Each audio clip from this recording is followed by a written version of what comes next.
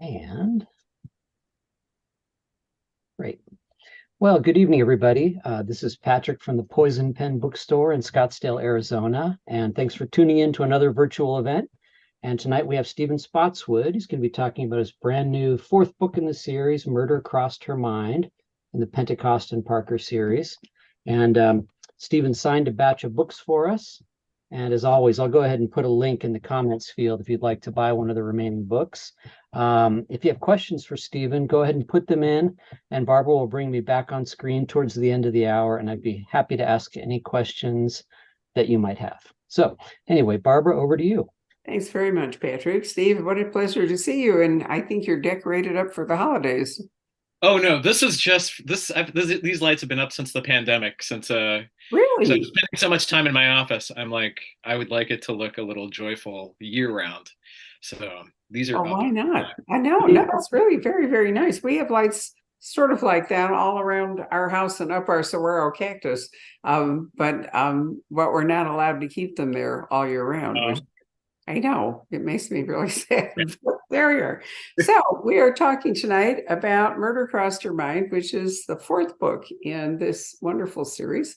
And I have to say that you are consistently fortunate in the New York Times Book Review, because Sarah Weinman is a serious fan of your work, and she gave you yet another rave in the column. I know she really is. She's doing her damnedest to like get to launch the series and get people to read it. I'm super grateful. I love all my readers equally, but some I love more equally than others. Well, you should. So I was thinking about it this afternoon. Why is it that Sarah's, I mean, there are a lot of obvious reasons. There's a lot of humor in it. The writing is excellent. The characters are interesting. The plots are good. I mean, all of that. But why is it that it has such an appeal to Sarah and other people? And I was thinking that in a lot of ways, this is not so much Holmes and Watson as Nero and Archie. It really is. I mean, we have the townhouse in New York. We have a person who doesn't leave home easily, that has, a handicap, multiple sclerosis. We have a leg man, only in your case, it's a leg woman. I remember how much I loved the Nero Wolfe series. And I'm thinking, and actually, coincidentally, you actually won a Nero Wolfe Award. Yay. Was it the first one? It was Yes, the first one. Yeah. Right. So in 2021, you won the Nero Wolfe Award for Best American Mystery. I have to say, I'm really pleased that my own author, Fred Weisel, just won the Nero Wolfe Award for. Oh, fantastic. I mean, I'm not a publisher anymore because we sold the publishing company in 2019, but Steve was an author that I brought on board and worked with him on this book. So I'm really happy that he won. But I mean, and obviously there's some, Holmes Watson established a kind of pattern, right, for a genius sleuth and a leg man. But it's nice to have variations of it. So what, are you a Nero Wolfe fan? Did that inspire you? Oh my God, yeah. I'm a huge Nero Wolfe fan, and it is a direct inspiration. Back in 2017, 2018, I started a reread, not even a reread. I started reading the series from the first book he wrote to the last, in order. And if I didn't have it in my collection, I ordered it through eBay. And that took me like 6 months of like reading from like 1935 through like 1971, 72. And as I was reading, I was thinking, and like Archie and Nero like progress through time, but they never change. Like they change, the world change, the world. They say the same, and the world changes around Right. them. Could I just interrupt you for Oh, a second and tell you yeah. that something came up? I thought you'd enjoy this, and I'll forget it if I don't say it now. It came up when I was talking to Mike Lupica last week, introducing his new Spencer novel. And what we concluded was, for exactly those reasons you say, that he's basically writing Boston Brigadoon. That the city, everything moves on, Yeah. the characters don't. And I think, that's a similar pattern in a lot of mystery series. Yeah. And as I was reading them, I was like, if I were ever given the rights to Nero Wolfe, what would I do? Like, how would I write them today? And I decided I wouldn't. I don't it wouldn't hit the same way in the 21st century. Um, but that started me thinking about like what could I do with that structure, with like the very basic like genius detective, um, wisecracking like woman with a hard boiled voice, um, even with their like uh, the chef slash housekeeper, like in this case a Brooklyn brownstone, instead of like the West 38th Street. And that's where this started. I just like it's like this is interesting, and I ended up writing the first chapter of Fortune Favors the Dead, just sort of as like a fun little exercise origin story for these characters. And by the end of it, I'm like, okay, I think this has legs enough that I can write a book. Um, and I enjoy it. I did not like like Nero Wolfe does not have like the cultural like power of like Agatha Christie or Sherlock Holmes. I did not know how many people loved Nero Wolfe. I thought I was writing something that was just like a little niche fun thing for me. Um, and I was like, as long as I enjoy it, then it will be worthwhile. And then it ended up, sold and being published. And then I found out that, many people remember Rex Stout's work, which is great. I think it's great. But yeah, so there was a direct. I owe my career as it stands to Rex Stout right at the moment. Yeah. I love it. But when you were reading Rex Stout, or haven't I'm not going to pick up my phone to do it, but did you look up how many books Rex Stout wrote before he thought about Nero Wolfe? It's a phenomenal number of books. Yeah, I did look it up, and I have never read. And there's some non Nero Wolfe still floating around. I have never read any of them. I should at some point, but I know he wrote a lot before he even conceived of Nero Wolfe, which is astounding. Well, but I point that out a lot of times to say that, sometimes writers don't really come up with their iconic whatever it might be until later in the game. I mean, and I think he wrote 40 some books before I'd have to look up the real number. And of course that was in an era when it was easier to do, it was pulp publishing, a lot of it. You had guys like Donald Westlake and, Larry Block even writing as a female some of the time. And there were a lot of avenues to publication for not just books, but magazines and the whole bit. Mm-hmm. And I've often wondered what was the moment when he thought about this large man from Montenegro living on West 38th Street, and why did he love orchids, and why was he a gourmand, and where did Fritz come from, and then there's Archie, who's basically a big man, and you've got Willow Jean Parker. You had to give her a background so that she could be athletic, and she could be an Archie Goodwin in female form with some credibility. Yeah, I think that was the thing. I think one of the reasons that Nero Wolfe worked so well is that it took the classic English murder mystery and injected it with like the hard-boiled American voice, and it was like, I keep saying, it's like peanut butter and chocolate. It was just like a fantastic combination. And the thing that one of the things I wanted to bring to it was like 20th century, like the psychological realism of like giving the characters a background, and also these, like, my characters change, like they will change over time, like they do change from book to book, like the events of the books will like add up and weigh on them, just as history moves forward. But yeah, like figuring out how, like, why Will is the way she is, and letting the readers know was important. And as we go into like in this fourth, and like Lillian's kind of a mystery so far, and she's starting to get cracked open in like Murder Crossed Her Mind, and even much more in the next book, which I'm editing now. Right. Well, no, you certainly reveal things about her past. Why did you decide to give Miss Pentecost? Why did you decide on multiple sclerosis?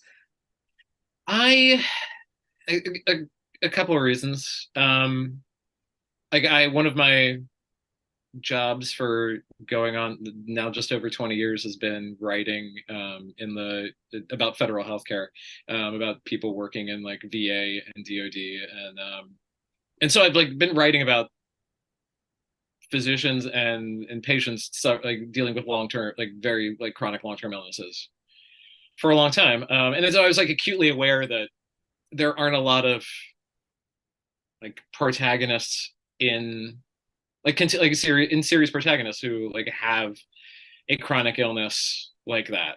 Um, like it's very underrepresented.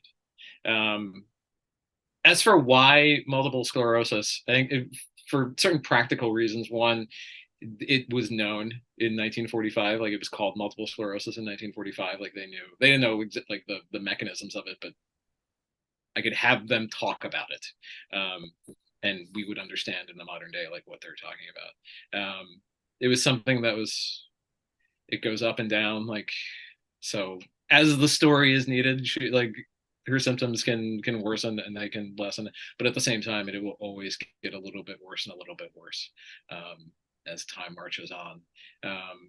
I also think like when I was writing it, was around the same time that Selma Blair, the actress, went public with her diagnosis. Um, and so I think that like printed heavily on my just like But hearing. what you needed was to give Pentecost some kind of physical handicap, something that would make her need somebody like Willow Jean to be Yeah, a leg man. it was. Yep. You know, and so what you needed was something that wasn't fatal but was debilitating. Yeah. It was pragmatic. Yeah. Yeah. Yeah. So I mean, no, I think it works very well, and I imagine that it's I don't, you didn't do it maybe for this reason, but I was thinking that people who actually have multiple sclerosis that read your books, probably enjoy seeing somebody with that much agency.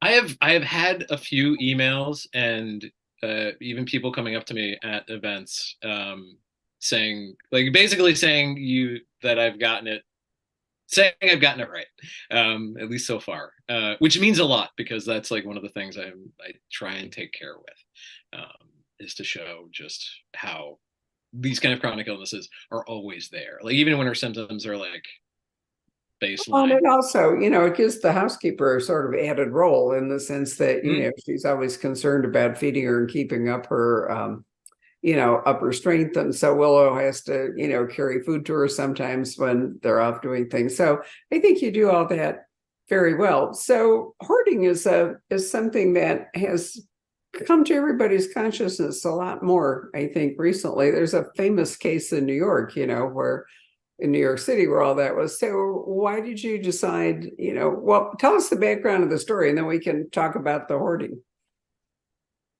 So the background of the story, it's basically a take on The Man Who Knew Too Much, except it's a woman who knew too much. It's Lillian and Will are approached by an old adversary, Forrest Whitson, who is basically the real life Perry Mason of New York, a defense attorney who we last saw in the second book, be basically an asshole to Lillian when she was on the stand.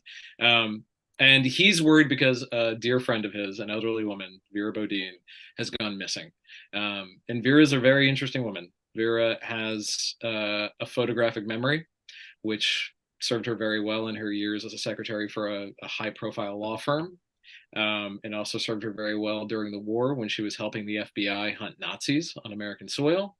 And she's also a recluse and a hoarder. She rarely leaves her apartment, in her very cramped, very, very filled apartment.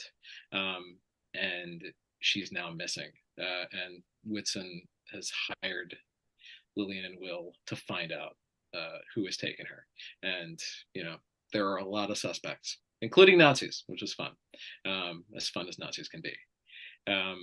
But you mentioned the famous case in New York. Your brothers, I think it is. Yeah. Yes, yes. So I was back in book 3. I was looking through the New York Times archives, just to see what news stories were popping up. Um, around then that I could, like, Lillian will read the paper, and I like to just throw things in and figure out like what's actually going on in New York in like 1947. And I came across that story of the two brothers, the hoarders in the apartment, and like this rich history and this the very bizarre case. And I was fascinating. It was like so fascinating. I was like, I can't put this in this book as just a throwaway thing. But that is what inspired, as like sort of like the launching point for the main story of Murder Crossed Your Mind, or at least the launching point for Vera. She became a much more complex person. But yeah, just like that, those two those two gentlemen and the brothers, and Well, I mean, there's, there are more cases of that surface out here in Arizona. We've had 2 or 3 of people who are animal hoarders. There's a dreadful case that has been going on here, although I don't think she was a hoarder. I think she was, it was a con she was running. But anyway, a woman who took in multiple dogs and then didn't care for them was hoarding the dogs. But I think it was for the money. She was getting some kind of boarding fee or something, and then just pocketing, sort of like the funeral homes that take in money for funerals and then, put the bodies out back and never have the funerals. So, I mean, it's really fascinating the lengths that people will go to, to make money or, survive while doing really dreadful things, like not conducting funerals or abusing animals. But at least the hoarders are in Vera, they're not hurting anybody. They're just hoarding. No, she's actually a very conscientious, altruistic woman. She just Yes, who has more depth to her as we keep going along, as we discover. So, are you a Shakespearean fan? Is Richard III the first thing we'll do? We'll kill all the lawyers. Was that also part of this book? No, it wasn't. I mean, I am a Shakespeare fan. I was a playwright long before I was a novelist. So yeah, I'm a big fan of Richard III. And just, I think also just like Will is not a fan of lawyers. I think and this is from her voice. So it's like to her they represent the just people with power gaming the system. Or in the case of defense attorneys, like people trying to get criminals off, that Lillian and her have like worked very hard to try and get in jail.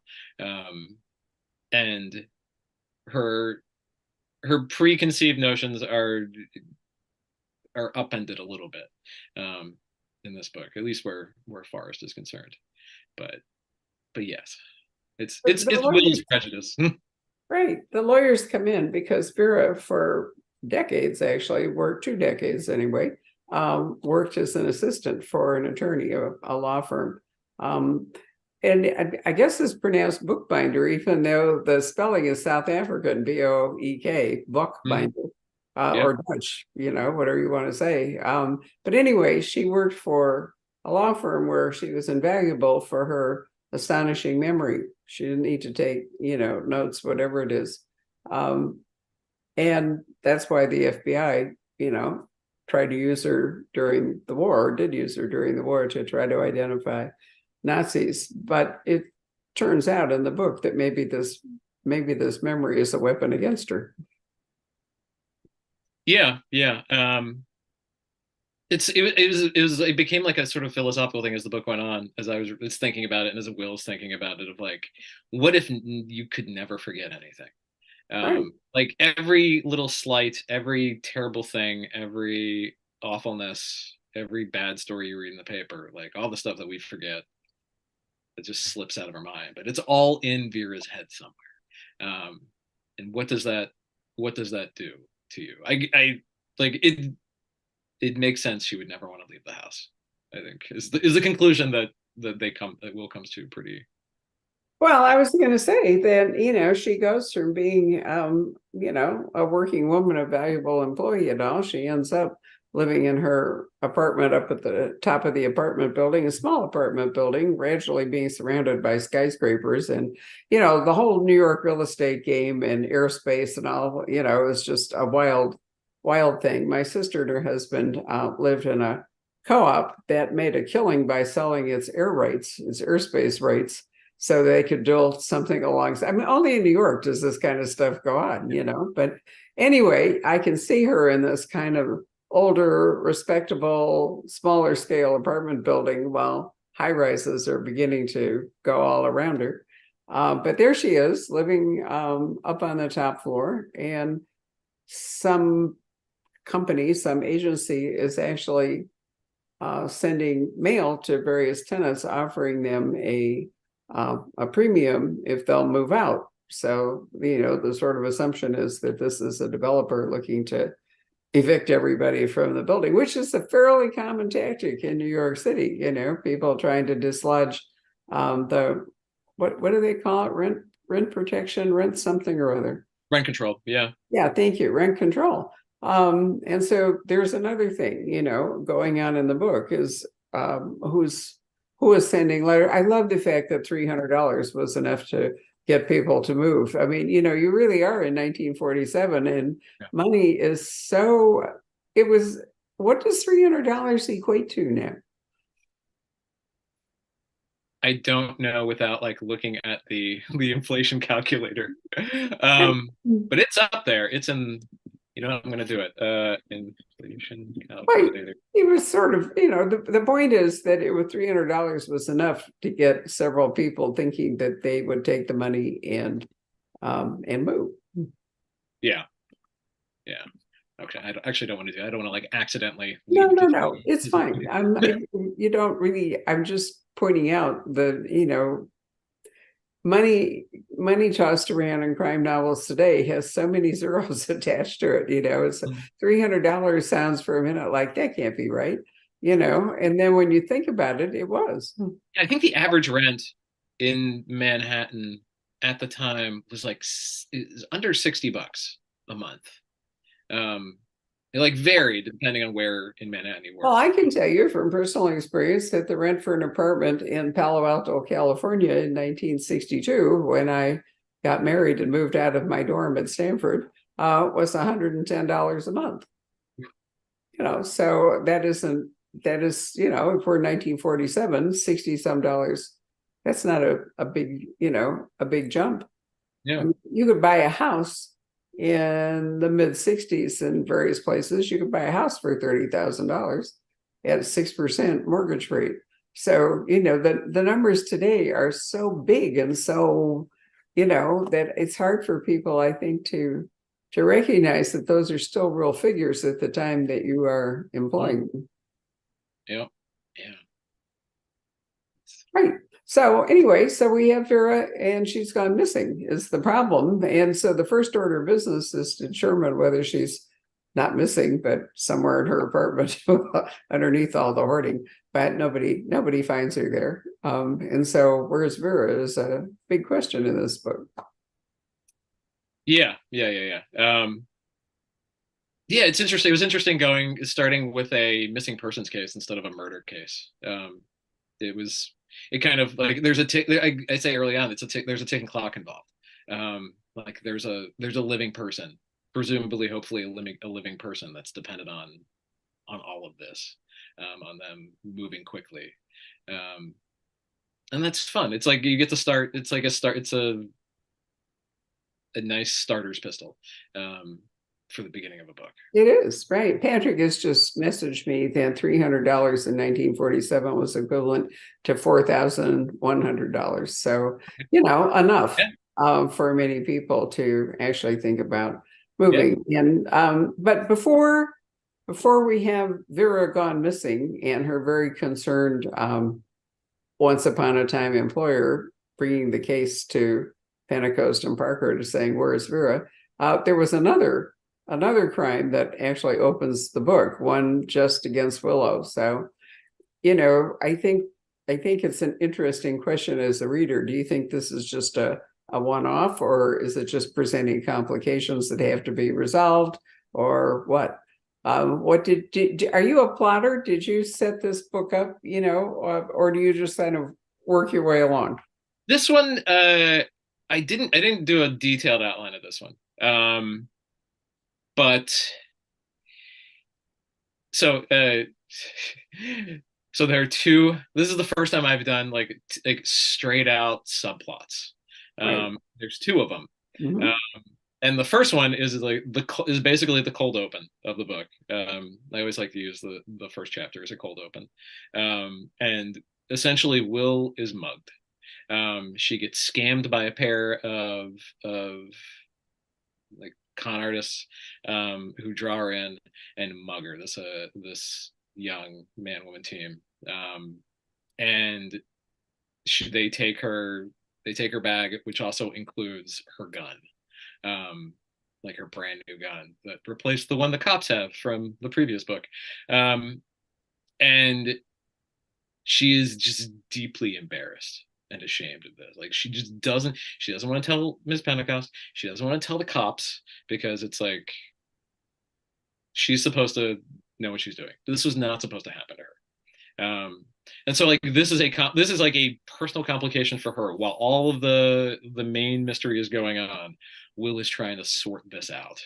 Um, and that I found that fun. It does not, it's like a subplot that does not immediately tie in to the main mystery, but like just throws up these massive hurdles, like emotional and physical and time constraints, where you have her like trying to solve this thing under the radar without Miss Pentecost knowing.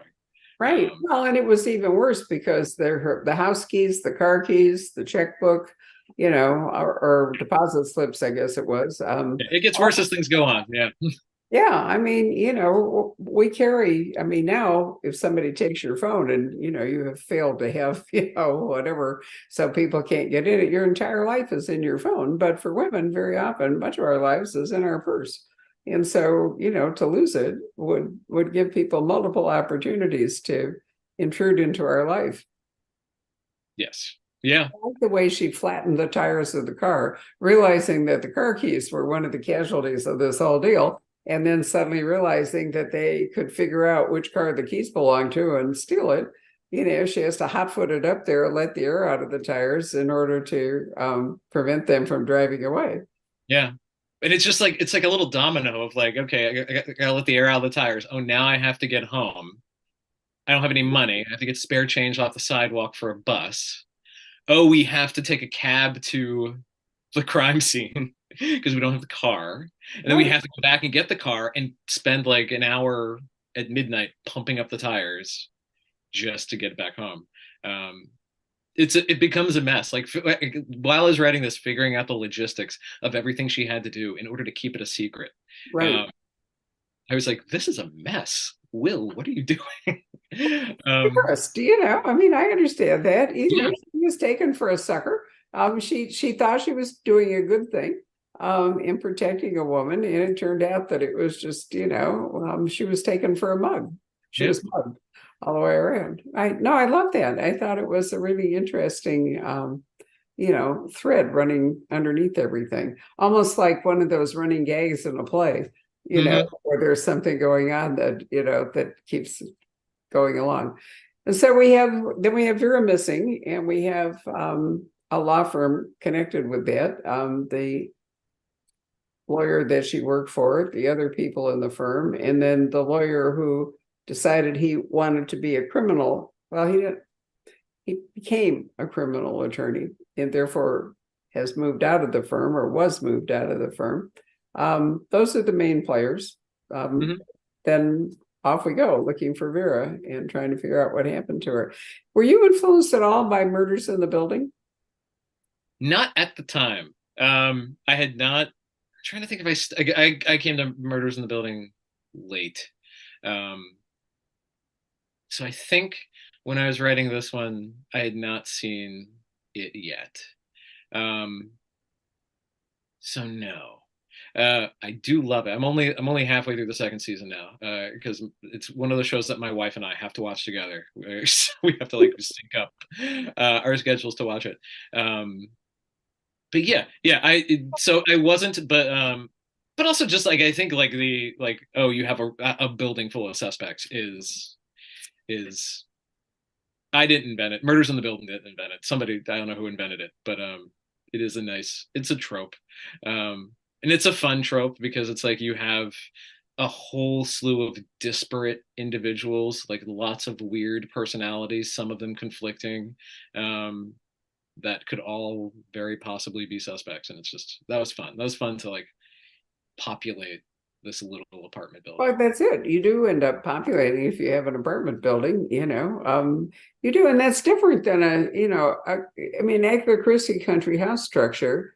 Usually there's kind of a basic family unit or some kind of cohesive unit, although you can bring in, outsiders by like having at a party. Do you remember the Rex Stout book where there's a banquet and there's a death at the banquet, and therefore only the people eating at the banquet and the wait staff, were suspects? And I thought that was Stout being so clever and taking that Christie structure, and transforming it from like a castle in Scotland to was surrounded by snow or something, to a banquet hall in New York City. But the object is the same, and then that you severely limit the circle of suspects, but you also have to insert an investigator into that circle. Mm-hmm. Yeah. Yes. And in this book, like the suspects are not limited to the apartment building, but it is fun. I do remember that banquet book. I cannot remember which one it is. I can't either. I'm terrible on titles anymore, but it was always one of my favorites in the sense that I thought each week took classic form in yet a refreshing way, which I like. Another thing, a little homage, I don't know if you intended it to Rex Stout here, but Rex Stout books always had step backs in the sense that Nero Wolfe figured out what the deal was, and then he would invite people to his office. There was the yellow chair and all the rest of it, and so the crime would come to a conclusion, but then there would be a step back to the solution and so forth. In this book, you have several step backs. We have something happening, and then we have a step back, and then we have a step back. And I think that's fun. It's a lot different than a thriller where you just drive it to one gigantic bang ending and then it's over. Yeah, I don't know if I'm ever gonna be able to like I'll ever get the chance to write the like classic drawing room ending again. Like this is like, I think even in this book or even previous ones, Will has been like, that is not how this actually works. We do not get the suspects all in a room, right, have a showdown. And in this book, we get the suspects all in a room. We have a showdown. But I also I think in like most of my books, I have like multiple endings. Mostly because there are multiple, like in this one, we've got the main mystery and then two subplots and then assorted things to deal with. So like it's really like it's like a Return of the King ending where it's like you have the climax and the climax and the climax. Or I have like the mystery climax and then an action climax and an emotional climax that are not necessarily all synced up. It's like they're separated a little bit. Well, it's true that the opening, most of the time in mysteries, the various things that happen all kind of dovetail together into one plot. But the opening of this book, the mugging of Willow, doesn't really track the whole rest of the story. It's a thing in itself. It's not going to dovetail. Or maybe it will. We don't want to spoil endings here. But in theory, it isn't going to dovetail into the main plot, and therefore it does need its own ending. Yeah. Yes. Yeah. Or you could say to be continued. I mean, you don't necessarily have to wrap it up, but I think generally fans do prefer to have, all these loose ends tied together. I do. Yeah, I do. I do too. With the occasional thread at the end that will lead into like another book. We don't want to talk about that. Yeah. Well, Sarah Wyman in the New York Times already did. Like she didn't spoil it, but she was like, oh, that ending. Right. So yes, but even the subplot in this one, even Will's subplot, those characters are coming back. Oh. Like that, the incidents here will have ramifications. So I felt like, you've written these 4 books, and then the way this one plays out, you're kind of opening it up to a bigger screen, a bigger, you know, whatever you want to call it, but you're going to expand the universe and up the whole thing. Yeah. I like expanding the I really like adding more supporting players to their bench, um, Mm-hmm. that I can bring back. Like there's a character in this book that I introduced back in book 2, and that should an old circus friend of Will's, Right. um, who gets to come back in a really fun way. Um, and yeah, I do have like sort of a loose structure planned for the first 7 books in the series. Like I know Mm. how they're escalating, um, in different ways, and they yeah I do I do want to like expand them, and also I just like playing with the different tropes, the different hard boiled tropes, the different mystery tropes. Like it was the Fortune Favors the Dead was a locked room mystery. Murder Under Skin was big city detective goes to a small town, gets in trouble. Uh, Secret Stipend Blood was serial killer, which is not a classic trope, but it's still a trope. And this one is the woman who knew too much. Yeah, so I get to yes. So that's the way. So I'm sort of like expanding their world while at the same time playing in the big sandbox of like 20th century, now 21st century crime drama. Right. Well, it's fun. And I have to say that one of the consequences of the pandemic for many readers was that they finally had time to go back and read classics. And so you may be finding a slightly more educated reading audience than you would have before that, because the classic section at the Poison Pen just keeps spinning.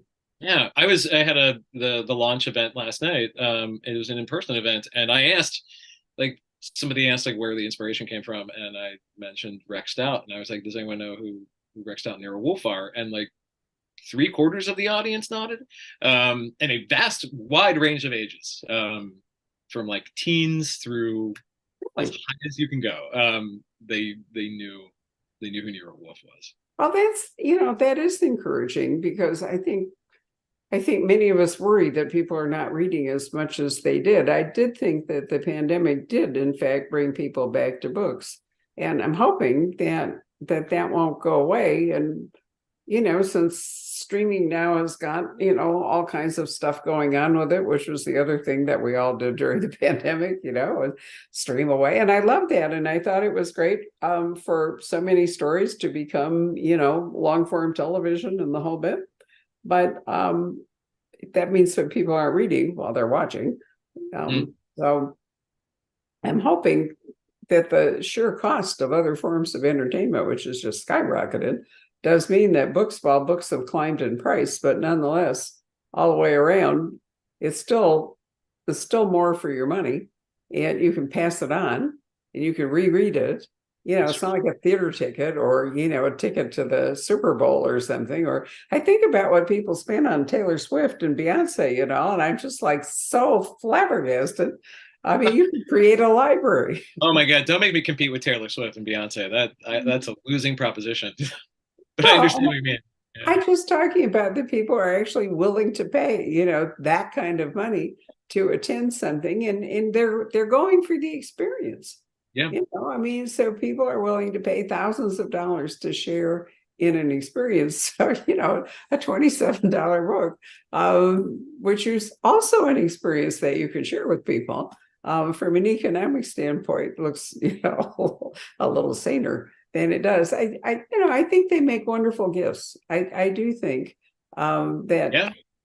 and it says a lot, I think, if people take care to figure out a book to give somebody, because you have to really know a person to try to, I mean, that's what I do all the time, but for a lot of people, that's not a normal everyday activity. And to try to take care to, we go through that whole reference interview at the store. Somebody comes in, I want to buy a book for my grandmother, And then you have a whole reference interview you go through about trying to define grandma, who's grandma and what is she actually reading? Yep. And you can triage your way there in various ways. Where does she live? What did she do? Do you know anything else she's read? What are her hobbies? And eventually you can kind of narrow down something that is likely to appeal to grandma. It's a fun exercise. It really is. Yeah. No, books are great gifts. I love giving books as gifts, and they fit nicely under a tree or in a stocking. Easy to gift wrap. all those things, right? Which I really like. Well, we already know that you are progressing on because you've mentioned that you are editing book 5 and you have a plan all the way up to 7. Any thoughts beyond that? Yeah. When I say I have a plan through 7, it's not like the end of the series. Like I just know I know definitively that far, and then I have like various ideas for different stories after that and where to go from there. And yeah, hopefully I will get to write them. Right now I'm contracted through book 5. Then hopefully we will re-up the contract, and I can keep going. Yeah, I'm going to keep writing on the idea that I will get to write them for as long. So the fiction bug has clearly bitten you. Mr. Lupica pointed out, I always get his name wrong anyway, that he hopes the writing gig will continue because he has nothing to fall back on. And Jeffrey Deaver said the same thing when we did his book launch last week. It's kind of like, if this writing thing doesn't work out, I haven't got anywhere to go. But you have an interesting background in that you're a playwright, a journalist, and an educator. What do you think? Would you actually want to go back to journalism at this point? Oh, I still do. Like that's so, like, I have other jobs, like including I still write for a magazine that covers federal healthcare. Like that's like one of my day jobs. I write like 5 or 6 or 7 stories a month about Veterans Affairs and the Department of Defense, and all I've been writing for them since the first wave of veterans returned from Iraq and Afghanistan, and I enjoy it a lot. I enjoy journalism a lot. I enjoy like writing in that field a lot, partly because I have like 20 years of institutional knowledge, writing about that subject, which might rival like most of the people writing in that field right now, at least on that particular subject matter. So I haven't left journalism, and I haven't left teaching. I still teach playwriting. I'm down to like 1 class a year at my alma mater, but like that teaching scratches an itch. Like that is a particular joy that I don't think I'm gonna give up. So your wife is a writer too, isn't she? She's a young adult author. Yeah, she writes YA fiction. Yeah, yes, and she's also a children's librarian. That is her day job. Well, YA fiction is certainly a fascinating area right now. I can't believe how much I got a whole thing from Shelf Awareness today describing a book that I'm still having trouble figuring. I don't even know what words mean anymore. So when they talk, I'm serious. When this is described as a sapphic mecha fairy tale featuring a sadist, I can, first place, I have trouble with this concept, even more so that it's being published by Disney. But the word that threw me was, sapphic I get, sadist I get now, but mecha really threw me. And I like the way they throw words about as though I finally figured it out. It's robots.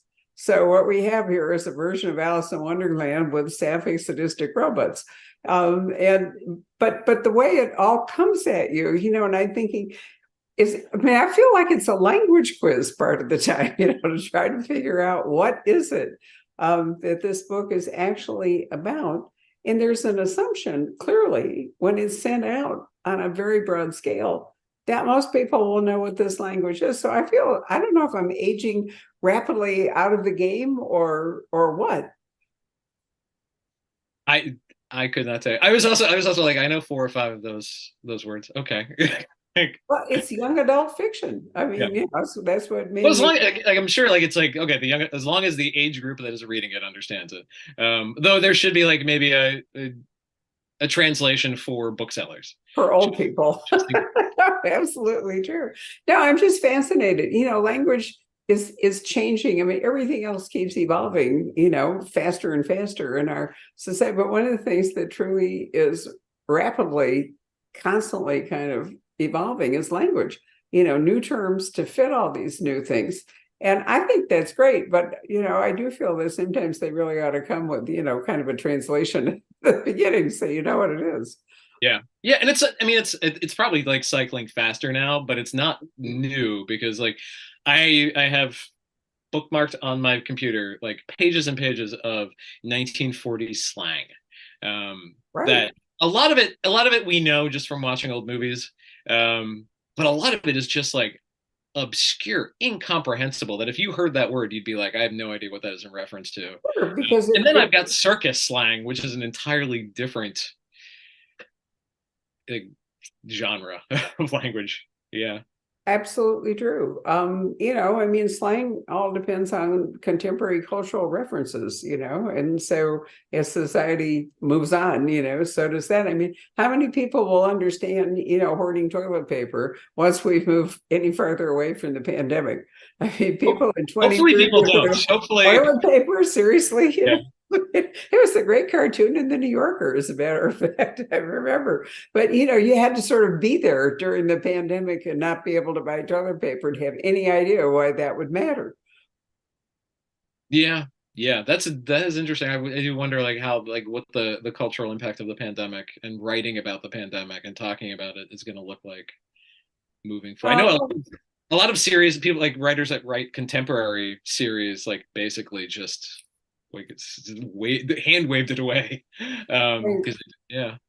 I can recommend a book called Past Lying by Val McDermid, which is it's a brilliant mystery. But more than that, she does it all during the early and very draconian lockdown that the UK, imposed, and it's absolutely fascinating. She's one of the few people. There's an Irish writer, Catherine Ryan Howard, who wrote a really terrific book, and the whole thing depends on lockdown in Ireland. I mean, Mm. the whole mystery can't work if it weren't Yeah, that lockdown. Oh, for, that's great. so. But I agree with you that I think most people just kind of like to, we'd all like to wave it away in our rearview mirror. And I don't know how it is where you are, but where I am, if you go out any given night in Scottsdale to dinner or whatever else, you'd think the pandemic had never happened. Hmm. No, it's the same. It is the same here.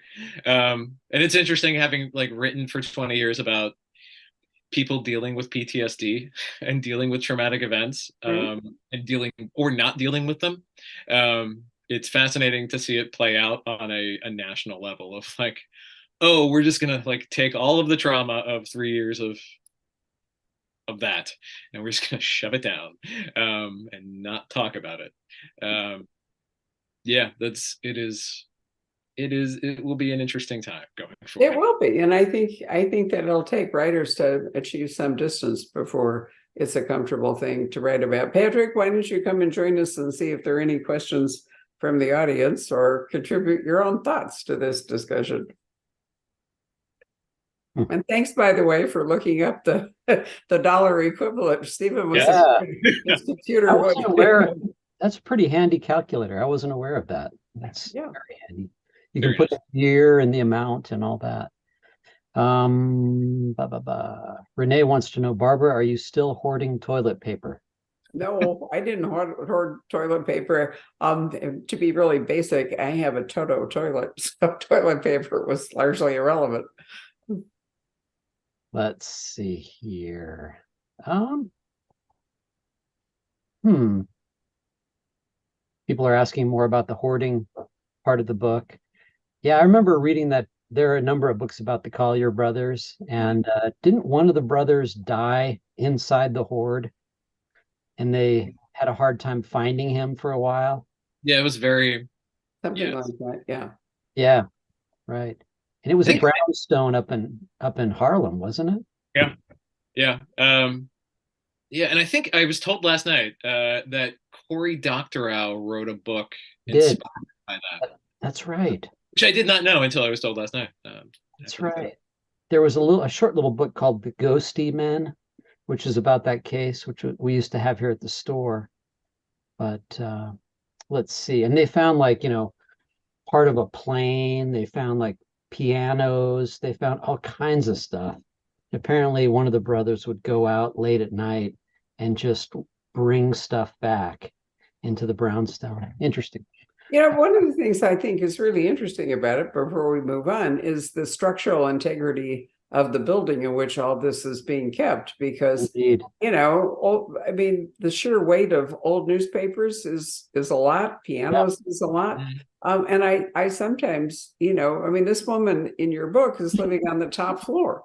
And, at some point you have to ask yourself whether the building structurally is going to be able to support the weight of the hoarding, or whether, there's going to be some kind of, it doesn't happen in your book, but Yeah. potentially there could be an enormous crash.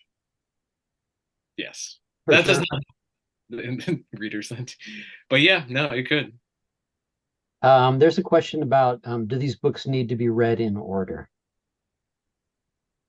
No, no, not to date. I think you can. I mean, I'm possibly not the person to ask. But I think you could pick up four.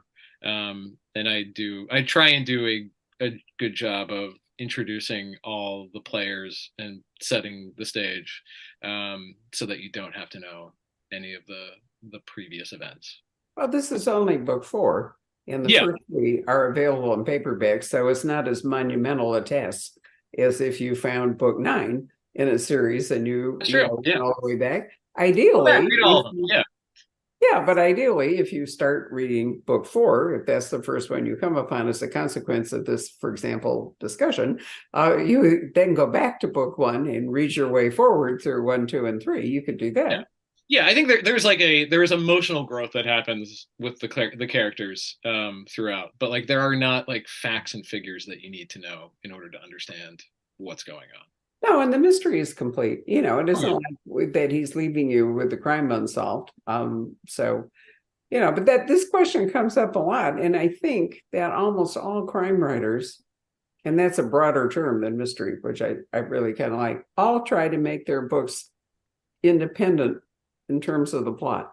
So what you miss if you start later is you miss character nuances and so forth that, and occasionally there's a series. I always warn people about the Amelia Peabody series. If you read any book later than the first book in that series, the entire point of the plot of the first book is ruined. It's Oh, because, a person survives. And therefore there's absolutely zero suspense in the first book. And so I always tried to catch people when they would come in and pick up on the later ones. I would like leap upon them and say, no, no, no, you have to read the first one. But yeah. that's rare, and that is not normally how it goes. Patrick, can you think of any others like that, where if you didn't read the first book or whatever, you'd forever be not able to enjoy the suspense of the first book? Can't think of, not off the top of my head, but that's a constant challenge, I think, for writers to know how much to put in, so that you want to orient a new reader in your story, but you don't want to, put the old readers or the regular readers to sleep by putting too much in that they already know. Yeah. Yeah, I'm Yeah. constantly trying to find like creative ways to describe everyone physically for the first time. I noticed that they went with kind of a different cover sort of artwork design compared to the first, was it 2 books that had? This is the first like we did the cover change between after the hardcover of book 2 came out, but before the paperback. I see. And then they went back and did a new paperback of Fortune Favors the Dead with a new cover in this style. Right. Because the first 2 were very heavily noir, influence. They're very pulpy, done by an artist, Rui Ricardo, Mm. who I loved, and I love those covers.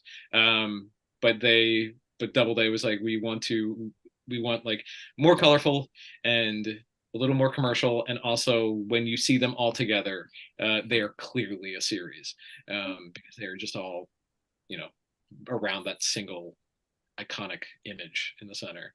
Oh, Right. and you'll notice that when I asked about Only Murders in the Building, that, to some degree, I asked about it because of the cover art. Yeah. Mhm. Yeah. No, really cool design. Yeah. Um, were you both aware, well, Barbara, I'm sure you are, that Hardcase has reissued a lost Rex Stout? Yes. I wrote it up for the newsletter that we just did, in point of fact. Yeah. Yeah, Is that out? I know it had been on my radar when it was like pre-order. Is it out now? it is out now. Yeah. The books, I think, actually come from England, and they always show up, in my experience, later than the advertised date. And I'm sure it's a delivery issue. But yeah, no, I haven't read it yet, but I was pleased. I'm going to ask him something else. I'm going to see if I can find out how many Rick Stout books, because this comes up all the time, actually were written before he wrote Nero Wolfe, because I think it's a fascinating question. Well, interestingly, Hardcase is doing another Rex Stout next June, called How Like a God, which is really interesting. It was reprinted by International Polygonics, I think, back in the 90s, but it's one of the few books that's written in second person. Oh You know, wow. yeah, you don't see that very often. No, no, Uh, no. so it's always been kind of an interesting curiosity in his career. So they're bringing that back out. Um, yeah. Well, who else do you like to read? Steve, do you have influences from all over the place? I mean, I love the big names, like the big contemporary names. Like I've read everything John Sanford's ever written. Michael Conley, you mentioned Val McDermid, ton of French. Mm. It's just It's a new book coming, I'm happy to say, in the yes, spring. yeah, I am so excited about that. And then like I will still read like the classics, like Agatha Christie, Raymond Chandler. I really like A.A. Fair. It was the pen name of Earl Stanley Gardner when he's writing the Cool and Lamb series. Birth of the Cool. Yeah, that's those are great. Like those are so like voice wise so different from Perry Mason. Uh, Right. and it's like I think in the hard case, I think I discovered that through Hardcase because they printed a like draft, lost early draft of one of the A.A. Fair novels. Yeah, those are fun. I do a hard boiled discussion group here at the store, and we've done a couple of those over the years, and they're great. Yeah. Good fun. Well, Uh, I can't get a definitive answer. I can get an answer that said there are 46 Nero Wolfe stories, most of which are novels, like 38 or something. And then he did write a bunch of short stories, didn't he? Yeah. Oh, there's a lot of short stories. And Barbara, they published in like sets of three. Um, right. Are yeah. you possibly, Barbara, thinking of Earl Stanley Gardner? Because he did write an Oh, astonishing number of. no, I'm talking about the fact that Rex Stout wrote a lot of books before he wrote Fair de Lance, which is the Gotcha. first Nero Wolfe book. And at one point, I actually looked at it. When Rex Stout died at age 88, he had more books in print than any other American author. The Nero Wolfe books had appeared in 22 languages and sold more than 45 million copies, and he died in 1975. So it's been, not quite 50 years, but that's a long time. That means there are readers that obviously, weren't born when he died and therefore Mhm. may not know who he is. But I They have can't, a partial bibliography on fantastic fiction, but I don't think it must not be complete.